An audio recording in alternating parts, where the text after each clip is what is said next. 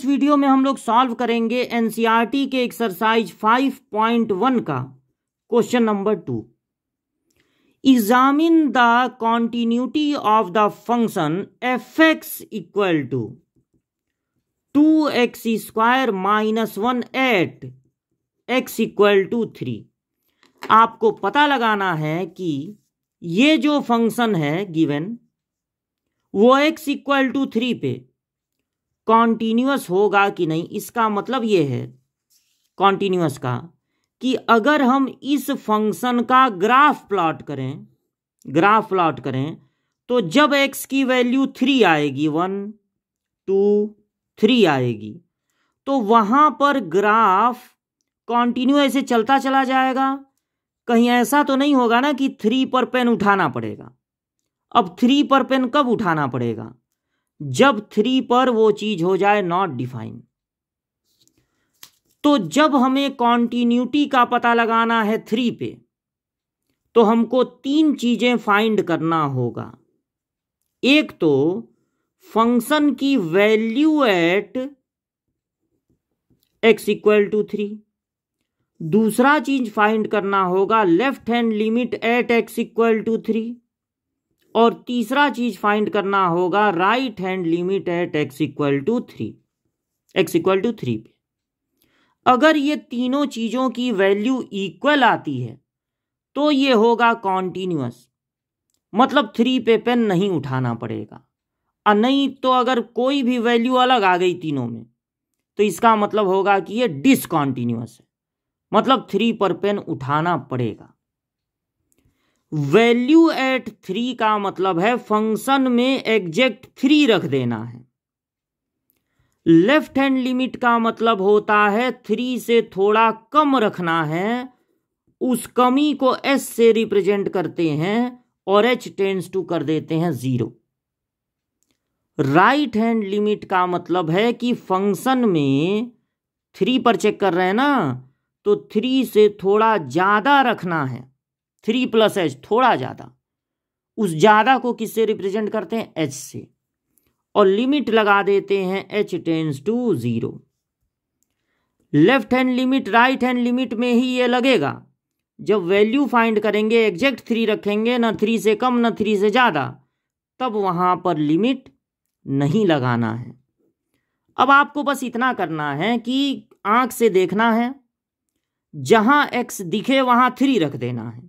तो 2 नोट कीजिए, x की जगह 3 रखिए, स्क्वायर भी लगाइए, माइनस भी और 1 भी, सब कुछ ऐसे ही नोट कीजिए। बस x के प्लेस पे रख देना है 3। 3 का स्क्वायर होता है 9, 9 2 जा होता है 18, यानी आपको मिल गया 17।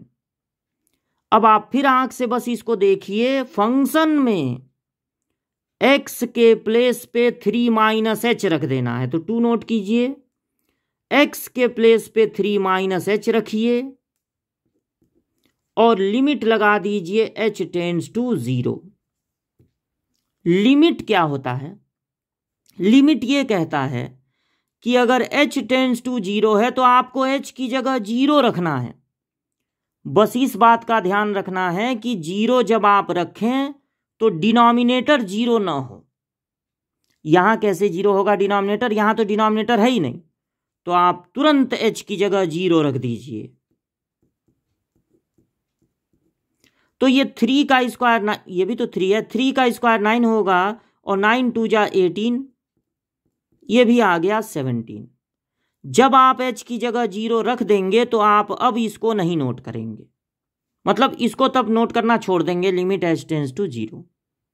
अब तीसरा और आखिरी काम कीजिए, फिर इसको आंख से देखिए, जहां पर आपको x दिख रहा है, देखिए फंक्शन एट 3 प्लस h, मतलब जहां x दिख रहा है वहां पर आपको रख देना है 3 प्लस h। बाकी होल स्क्वायर वैसे ही रहेगा 2h, बस x के प्लेस पे रख देना है और लिमिट लगा देना है h टेंड्स टू 0। अब h की जगह आप तुरंत 0 रख सकते हैं, क्योंकि रखने पर नॉट डिफाइन, इमेजिनरी, ये सब तो आ नहीं रहा है, तुरंत रख दीजिए। तो h की जगह हमने रख दिया 0। अब 3 का स्क्वायर होता है 9, 9 2 जा होता है 18, ये भी आ गया 17। यानी फंक्शन की वैल्यू 3 पे, 3 से कम पे और 3 से ज़्यादा पे। यहाँ h टेंस टू हो जाएगा 0, लिख दीजिएगा लिमिट। यहाँ h टेंस टू 0 लिख दीजिएगा लिमिट। ये तीनों आपस में इक्वल आ गए, 17 17 17। इसलिए this function it is continuous at x equal to 3।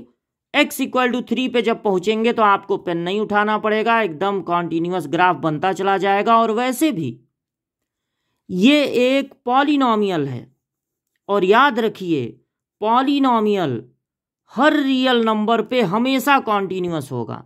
इसका ग्राफ आप बनाइए, कहीं आपको पेन उठाने की ज़रूरत नहीं पड़ेगी।